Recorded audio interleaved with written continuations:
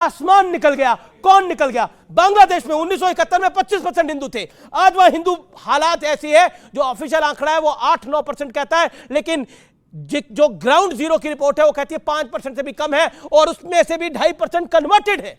ऐसे हालात है बांग्लादेश और पाकिस्तान के अंदर। और आप बात करते हैं ये हिंदू और सिख, जैन, बौद्ध, ईसाई, ये कहां जाएंगे? और खासतौर पर हिंदू और सिख कहां जाएंगे अगर अपने मूल वतन में नहीं आएंगे? तो पॉइंट ये है, ये कहां जाएंगे? जी क्या कहना चाहते हैं आप बोलिए, क्या कहना चाहते हैं आप? धर्म की बात है, जो झूठ वचन बोलेगा उसके मुख में कीड़े पड़ेंगे, भगवान करेंगे, वो कहीं भी नहीं सुधरेगा। आपका क्या पॉइंट है?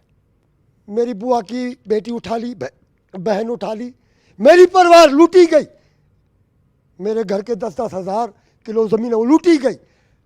जो लूटी गई तो क्या ये गोली मारी हुई है मुसलमानों ने। ये गोली, घर छोड़ दो न तो मुसलमान बन जाओ, घर छोड़ दो या मुसलमान बन जाओ। धर्म नहीं, हमने बोला भाई ये जमीन तुम्हारी तुम ले लो, हम हमारा धर्म नहीं छोड़ेंगे, हम चले जाएंगे भारत मैया के गोद में, हम मुसलमान नहीं बनेंगे, नहीं बनेंगे। ये जालिमी है, ये कुपट में कीड़े पड़ जाएंगे, भगवान करे तुम्हारे मुख में कीड़े पड़ जाएंगे। जो हमारे से जो गुजरी है वो आप नहीं देखते हो, तुम्हारी आंखें फूटी हुई है। जी जी जी जी मेरा सवाल ये है, मैडम जी ने भी ये कहा था कि जो अनलीगल है उनको नागरिकता सरकार दे रही है। अगर हमारे पास सब पासपोर्ट, वीज़ा, हर चीज़ हमारे पास सब सेफ्टी, आज 2025 तक हमारी वीज़ा वैलिड है, हम वैसे बगैर छुप के नहीं रह रहे, सरकार के अंडर में सारा प्रोसेसिंग है। लेकिन कुछ नेता आरोप लगा रहे हैं कि आप लोग बलात्कार करते हैं, आप लोग आतंकी बन जाते हैं। ऐसा करो ना, ऐसा करो, ऐसा कीजिए, पुलिस है, सीबीआई है, आईबी है, सबसे पता है लोगों को। ठीक है। देखिए 2024 की ऐलान जंग हो गई है, और न्यूज 18 का एक बहुत बड़ा मैसिव ओपिनियन पोल हुआ, जिसमें एनडीए को 411 सीटें 543 में मिलती हुई दिख रही हैं, और अकेले भारतीय जनता पार्टी को 350 सीटें का रिकॉर्ड बनने का आसार है। ऐसा ओपिनियन पोल दिखा रहे हैं, और इस देश में 5 ओपिनियन पोल आए हैं। अधिकतर का इशारा यह है कि बीजेपी एक बहुत बड़ी जीत की तरफ जा रही है, और इसमें कोई दोराय भी नहीं है कि बीजेपी, हो सकता है बीजेपी को लास्ट टाइम 303 मिली थी, इस बार 303 के तो पार होगा नंबर। इसके लिए कोई, मुझे नहीं लगता कोई दोराय है, क्योंकि बीजेपी का नंबर जो आसार है ग्राउंड जीरो पर वही है। लेकिन राम मंदिर को लेकर हमने एक इंटरेस्टिंग सवाल पूछा। ओपिनियन पोल में हमने राम मंदिर पर भी सवाल पूछा, अयोध्या में राम मंदिर राष्ट्रीय स्वाभिमान और एकता का प्रतीक है। इसका जवाब आया 64%, 64% लोगों ने कहा कि हां ये है, और 20% लोगों ने ना कहा। 16% लोग ऐसे थे जो किसी भी तरफ नहीं थे। तो प्रियंका, ये एक बात का इशारा करता है कि राम मंदिर के विषय के ऊपर जो इंडिया अलायंस ने स्टैंड लिया, जो राहुल गांधी की पार्टी ने स्टैंड लिया, जो लेफ्ट ने स्टैंड लिया, जो सपा ने स्टैंड लिया, वो उसका इंप्लीकेशंस आप पे भी आएंगे। और सीए प्लस राम मंदिर बीजेपी के लिए 2024 की बेतरनी पार लगा देगा। देखिए, राम भगवान सबके हैं, इसमें कोई राजनीति नहीं है। अब हमारी तो यूनिटी इन डाइवर्सिटी वाला कॉन्सेप्ट है हमारी अलायंस का ना, मन की बात नहीं चलती खाली, तो everyone can have their own views. दूसरा, इन्होंने बार बार क्योंकि एक मुद्दा उठाया, और एक क्लोजिंग कमेंट है तो बहुत जरूरी है बताना, हरदीप पुरी जी ने सेंट्रल गवर्नमेंट को धन्यवाद दिया सार्वजनिक तौर पे कि रोहिंग्यास को ईडब्ल्यूएस फ्लैट दे दिए दिल्ली में, जो दिल्ली की जनता के लिए थे। यही हमारी आपत्ति है। आप क्राइम बढ़ा रहे हैं, आप हमारे संसाधनों को हमारे नागरिकों की बजाय इलीगल इमिग्रेंट्स को दे रहे हैं।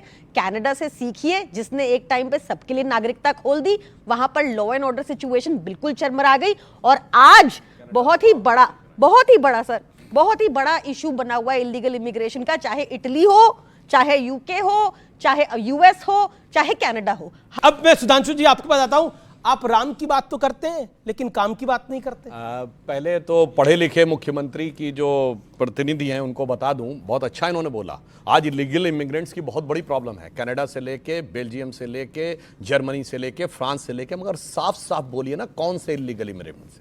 उन देशों ने बहुत साफ बोला एक ही प्रकार के इलीगल इमिग्रेंट से प्रॉब्लम है, बाकी किसी से नहीं। और मैं बताना चाहता हूं दूसरे, बिल्कुल उन्होंने बोला है, उन्होंने बोला है 100%। फ्रांस में तो ये फ्रांस ने बोला है, पोलैंड ने बोला है, इटली ने बोला है, ऑन रिकॉर्ड बोला है, और अमेरिका के राष्ट्रपति डोनाल्ड ट्रंप ने बोला। अब सुनिए, ये अनफेयर हो जाता है, वो अपनी टर्न पे बोल रहे हैं, मैं तो किसी के में नहीं बोलता। बीच में किसी के देखिए नहीं कैसा दिल धड़कता है, मुसलमान मतलब यूरोप के मुसलमानों के लिए भी कैसा दिल धड़कता है, फिलिस्तीन के मुसलमानों के लिए भी कैसा दिल धड़कता है। हिंदुस्तान के मुसलमान को, अरे एक सेकंड, मुझे लगता है कि निकालो, किसको निकालो? देश अलग एकदम होगा। पाकिस्तान से इतना निकालो प्यार हो रहा है मुसलमानों के बोलने क्या लिए। बोला इतनी आपने? दिक्कत बनाओ है। एक देश अलग? हाँ, किसके लिए? इनका किसके इरादा लिए? इनका इरादा यही है। किनका इरादा भाई, हुआ है? ये बेल्जियम जाएंगे तो मुसलमान दिक्कत, ये अरे लंदन ये जाएंगे थोड़ी तो मुसलमान दिक्कत। ये बेल्जियम में भी हर जगह मोदी मुसलमान दिक्कत अच्छा, ये इनके लिए बताइए, है। बेल्जियम में मोदी जी हैं, हर फ्रांस जगह में मोदी मुसलमान जी हैं दिक्कत क्या? इनके लिए। ए, मेरी बात मत मानो, पोलैंड का जो नया चीफ प्राइम मिनिस्टर बना है उसकी जरा पढ़ लो जाके।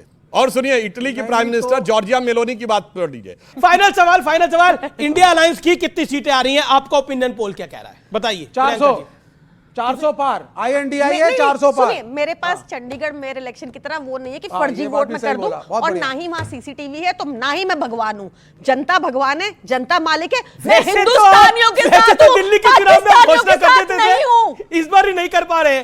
मैं लेकिन पाकिस्तान दिल्ली के के साथ चुनाव नहीं हूं, में हिंदुस्तान के बड़े साथ बड़े हूं। पोस्टर लगाते थे कि 70 पार है, 70 पार है, लेकिन इस बार ये पाकिस्तानियों के साथ नहीं है, पर इनका और राहुल गांधी जी का बयान पाकिस्तान कोर्ट करता है भारत के खिलाफ यूनाइटेड नेशंस में। आप अरे साथ होने की पाकिस्तानियों को जरूरत नहीं है, फंसा वो आपके रहे साथ हैं। चले। आप बहुत बहुत पाकिस्तान शुक्रिया, को फंसा रहे हैं। बहुत बहुत शुक्रिया आपका, बहुत बहुत शुक्रिया आप सबका।